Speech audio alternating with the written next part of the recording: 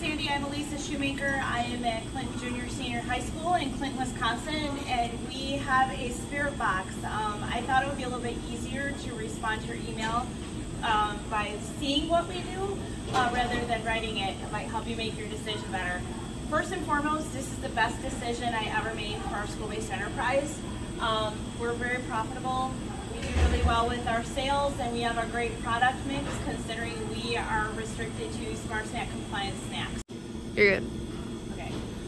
Our vending machines, our DECA chapter operates both of our vending machines. I have an entrepreneurism class that is responsible for our entire school-based enterprise planning and implementation. And in a little while, I'll interview a couple of the kiddos from that class for you. But basically, the biggest challenge that we have, I think, is that we have the Smart Snack compliance requirement, and students have access to these all day. We don't shut them off, and so sometimes I get a little bit of flack from teachers for students leaving class to go to the bathroom and coming back with things from our vending machines. But for the most part, we have a ton of support from our district, and going to vending was probably the best thing that we did for our school-based enterprise. All right, so this is Morgan and Ella, and they're gonna demonstrate, kind of show you the ins and outs of our spirit box. So take it away, ladies. Open it. It's pretty easy. You don't have to twist it open. That's nice. Our money storage, we usually refill the money like once a week. Oops, more. And it comes right in here. We fill all the coin sleeves. It's pretty easy. Just close that. Ella, do you want to talk about the inside of it? I guess. So you have 5 trays that you use. You take them, just pick them up, slide them out carefully, and then you can just drop them down, and you can put everything in there in the slots. They come with different coils. We have a traditional spirit box. There's the snack box, is the one that has more snack trays. And then we have a really old AMS drink machine over there that we are looking to upgrade to the drink box as soon as possible. But ladies, what's the best part about having a spirit box in our school district? Just having the access to food throughout the day when you get hungry, especially if you get like school lunches and can't bring food from home. And definitely from like the entrepreneur class, it's really easy to fill this one compared to the other one. The other one's kind of a pain. I really like the drop-down trays, so not vertically inclined, so being able to reach everything. Yeah. What is the biggest challenge? Keeping the coins in stock, I think, is our hardest thing. Like, we can keep dollars going, but coins are extremely hard to keep up with. Yeah, dollar coins are a bit of a nightmare, I'm not gonna lie. And nickels. We get a ton of dimes, but it doesn't like dimes. Yeah. We use nickels. So tell her about our ATM, our little ATM feature. It's empty right now, but we use our spirit box as like a crude ATM. So you guys want to talk about that? So we're not allowed to use card in our school store. So if someone wants to use their card, our spirit box takes card, and then they can just pull out some cash. We have 5s or 20s.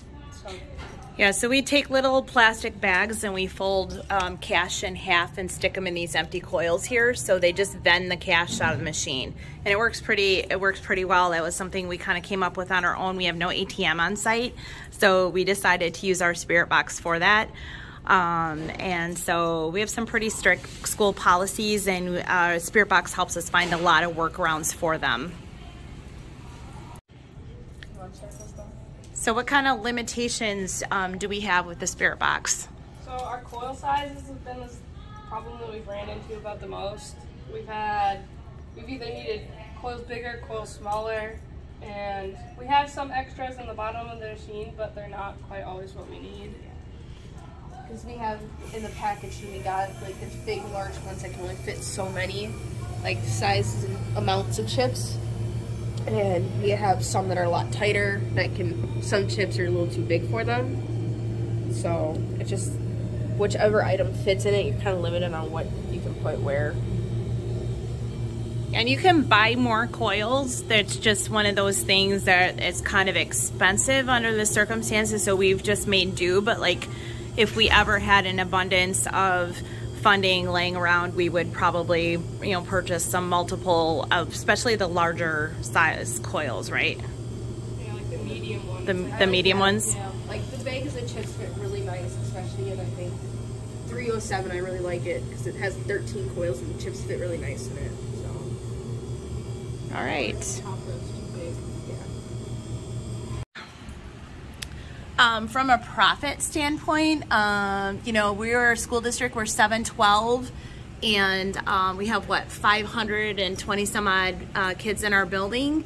And last year we were 4th overall in sales for single spirit box. So, you know, we have really, really good sales. I think our sales are about, what, like $2,000 a month? We have about $2,000 a month in sales, and the most expensive item we put in our vending machine is a $3 bag of chips that we don't have at the moment, but nearly everything in here is $1.50, right? Yeah. So we have, you know, we have pretty decent product mix here. We got some empty coils to fill here in a bit, but you know, if you got a drink box, and especially if you have to be Smart Snack compliant, this is our product mix. All of this obviously is Smart Snack compliant, so we can sell it. And like I said, we want to update that as soon as possible to a beverage box.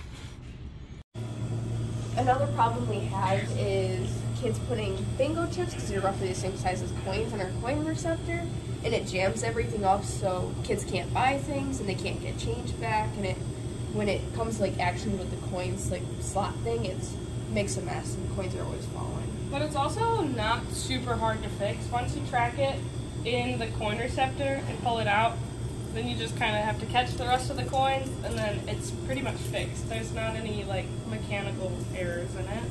Yeah, we had to put this sign about inserting one coin at a time slowly, because little kids in particular, our younger students, and in summer school when we have elementary school age students up here, they'll put multiple coins in the coin receptor like at the same time, and then that jams up. And the only way we know that that's a problem is when someone else goes to put coins in and they don't drop. The machine doesn't necessarily always tell you that there's a jam, so we find out, hey, I put $1 in it. We get responses, it ate my dollar, it ate my dollar, and it's not that it ate it, it couldn't record it that it got it because everything's jammed up. So if it's not dispensing change to people, in all likelihood something is jammed, and it's not letting them select a product to. In all likelihood it's jammed. And then the other thing would be when you're out of coins for change, it won't dispense change either. So you know, those are things that we try to have practices in place that, you know, we're constantly checking that, but sometimes it gets away from us. So those are usually the telltale signs. But the benefits of Spirit Box far outweigh any of the detriments. Our funding, I fund all of my entire DECA program and a lot of things I do in my business and marketing program with the sales from our vending in particular. And I'm going to show you the proximity to my school store. So this is our Commons. This is right off the Commons, and it's also right across from our food services. But my school store and my classroom are right over here. And I also kind of wanted to show you what I have for storage. You said you had you were in good shape for storage, but this is my new school store, and it comes right to my classroom. And this storage cage was built for us, and it was a way to lock and have everything in close proximity to our school store and our vending. So I hope you found that helpful. If you have any questions, feel free to email me and I could be more specific with my answers. And my phone number is in my signature. So if you have any questions, feel free to call me too. Again, cannot emphasize, best thing we ever did for our SBE was get a Spirit Box. And you know, Philip is very modest. He also comes with the package, and he's really easy to work with and such a great partner in all of this. So if you have any questions, just reach out and I'm happy to answer. Good luck.